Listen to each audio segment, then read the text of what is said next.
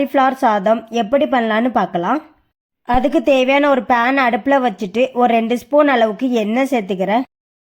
எண்ணெய் சூடானதும் ஒரு 1/4 ஸ்பூன் அளவுக்கு நான் பெருஞ்சீரகம் சேர்த்துக்கிறேன். அப்புறமா ஒரு பிரியாணி இலை சேர்த்துக்கிறேன். அப்புறமா ஒரு சின்ன துண்டு பட்டை சேர்த்துக்கிறேன். அப்புறமா 2 ஏலக்காய் சேர்த்துக்கிறேன்.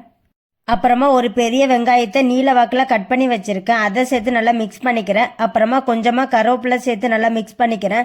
வெங்காயத்தை நல்லா வதக்கிக்கோங்க. வெங்காயம் கண்ணாடி பதம் வர வரைக்கும் நல்லா வதக்கிக்கோங்க. அப்புறமா கொஞ்சம் இஞ்சி பூண்டை நான் கல்லில் தட்டி வச்சுருக்கேன், அதையும் சேர்த்து நல்லா மிக்ஸ் பண்ணிக்கலாம். இஞ்சி பூண்டோட பச்சை வாசனை போகிறதுக்காக ஒரு நிமிஷம் நல்லா மிக்ஸ் பண்ணிக்கோங்க.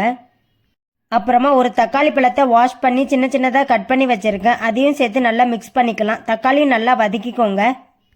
தக்காளி நல்லா வதங்கினதுக்கு அப்புறமா கொஞ்சம் காலிஃப்ளவரை நான் சுடுதண்ணியில் உப்பு போட்டு வேக வச்சு எடுத்துருக்கிறேன், அதையும் சேர்த்து நல்லா மிக்ஸ் பண்ணிக்கலாம். காலிஃப்ளவரை அந்த தக்காளி வெங்காயத்தில் நல்லா மிக்ஸ் ஆகிற வரைக்கும் நல்லா மிக்ஸ் பண்ணிக்கோங்க.